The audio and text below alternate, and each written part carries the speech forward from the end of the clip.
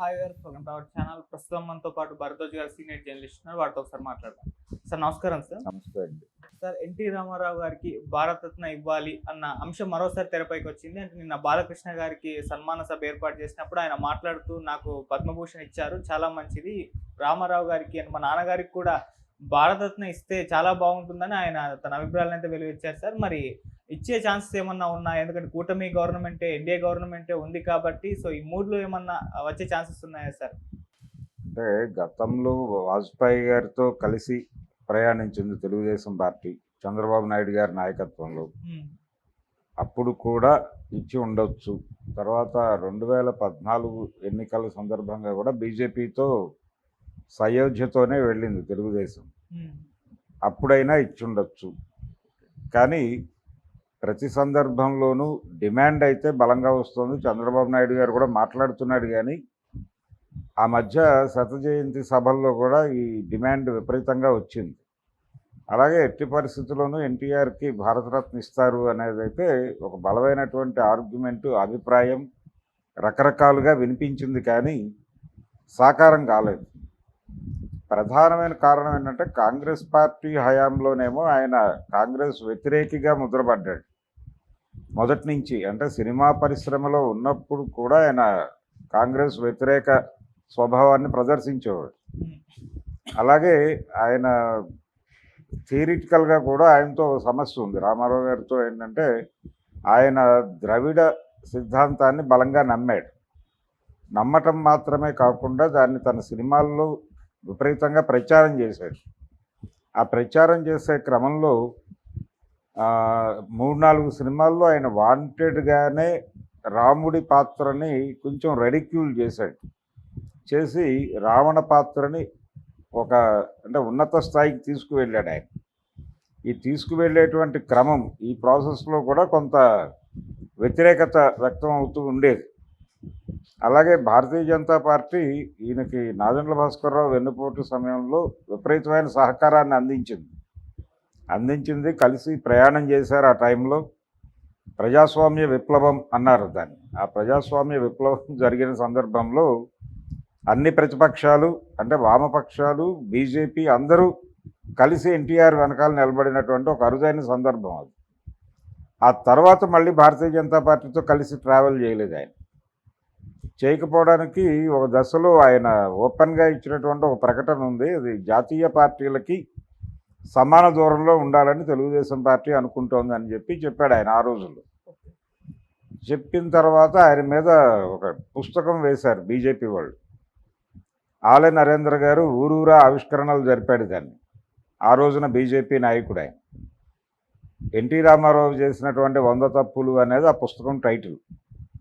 అలా అంత జరిగిన తర్వాత వాళ్ళు ఇప్పుడు ఆయన పట్ల ఏదో సాఫ్ట్గా వ్యవహరిస్తారు.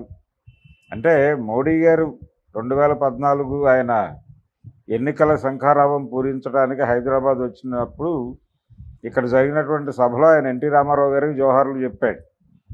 ఆ తర్వాత కూడా 3-4 సందర్భాల్లో ఆయన రామారావు గారి ప్రస్తావన వేదికల మీద తీసుకురావటం అనేది చేస్తూనే వచ్చాడు. కానీ వాళ్ళ మనసుల్లో నిజంగానే ఎన్టీఆర్ పట్ల సాఫ్ట్ కార్నర్ ఉందా అనేది అనుమానమే. అలాగే కాంగ్రెస్ పార్టీతో ఆయనకి పుట్టు వైరం ఉంది. ఆయన యమగోళ సినిమాలో ఓపెన్గానే కాంగ్రెస్ పార్టీ మీద విమర్శలు మొదలుపెట్టాడు ఆయన.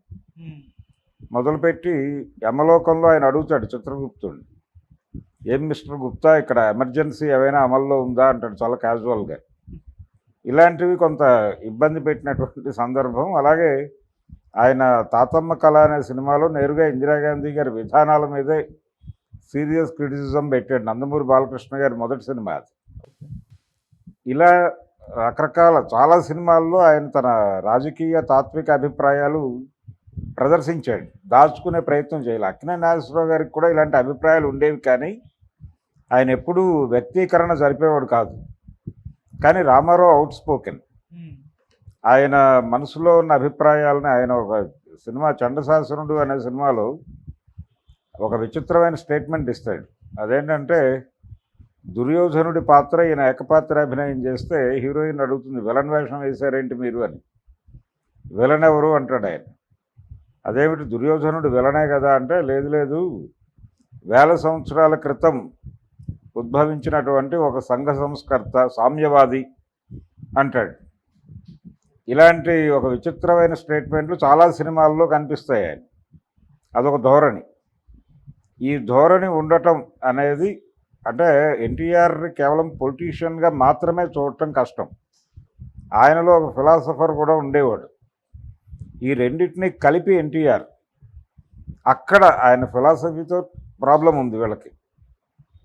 రెండు జాతీయ పార్టీలకి సమస్య ఉంది ఆయనతో. అంటే ఆయన పొలిటికల్ లైన్ ఏంటంటే కేంద్రంలో ఒక ఫెడరల్ ఫ్రంట్ రావాలి అనే ఉద్దేశంతో ఆయన నేషనల్ ఫ్రంట్ ప్రారంభించాడు. ఈ నేషనల్ ఫ్రంట్ ఉద్దేశం ఏంటంటే అన్ని ప్రాంతీయ పార్టీలని ఒక చోటకు తీసుకురావాలి. ఈ ఈ ప్రాంతీయ పార్టీల కూటమిని కేంద్రంలో అధికారంలోకి తీసుకురావడం ద్వారా భారతదేశంలో ఫెడరలిజాన్ని మనం నిలబెట్టగలుగుతాం అనేది ఆయన బలంగా నమ్మాడు. దానికోసం పనిచేశాడు.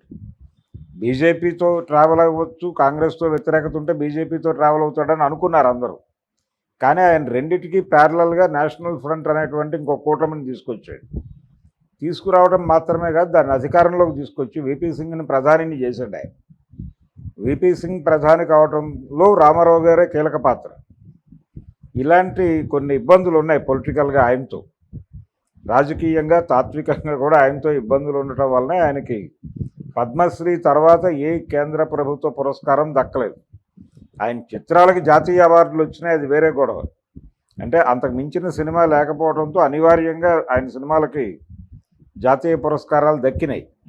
కానీ ఆయనకి ఎప్పుడూ జాతీయ పురస్కారం దూరంగానే ఉంటూ వచ్చు. అందుకని ఇప్పుడు కూడా భారతరత్న అనే చర్చ ఎప్పటి నుంచో జరుగుతోంది. ఆయన వెళ్ళిపోయిన దగ్గర నుంచి, ఆయన కన్ను మూసుకున్న దగ్గర నుంచి జరుగుతోంది. దాదాపు 96 నుంచి ఈ చర్చ నడుస్తూనే ఉంది. కానీ ఎప్పుడూ కూడా అది చర్చల వరకే పరిమితం అవుతోంది తప్ప అడుగు ముందుకేసి సాకారం కాలేదు. ఎంజి రామచంద్రంతో ఈ ప్రాబ్లం లేదు. అందుకని ఆయనకు వెంటనే ప్రభుత్వం, అంటే ఆయన కాంగ్రెస్తో ట్రావెల్ అయ్యాడు. ఆయన ఉండుంటే భారతీయ జనతా పార్టీతో కూడా ట్రావెల్ అయి ఉండేవాడు. అంటే ఆయన కాన్సెప్ట్ ఏంటంటే సంజీవ్ రెడ్డి గారు చెప్పినట్టు ఎంజీఆర్ లాగా వ్యవహరించవచ్చు కదా అని ఆయన ఎన్టీఆర్కి సలహా చెప్పాడు సంజీవ్ రెడ్డి గారు.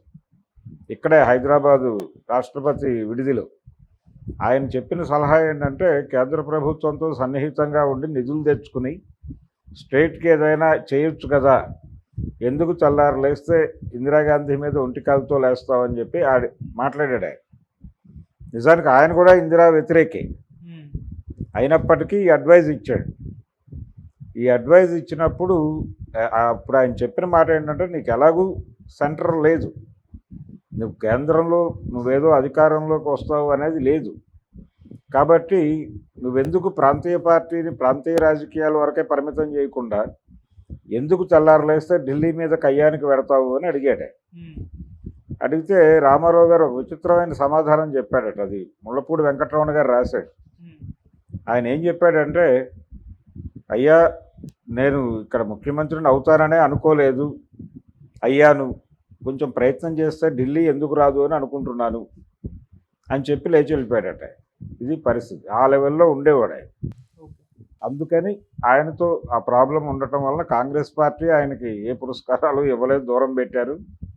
అలాగే ఆయన మీద కక్ష సాధింపు చర్యలకు కూడా పాల్పడింది ఆ రోజున కాంగ్రెస్ ప్రభుత్వం ఎన్టీఆర్ మీద.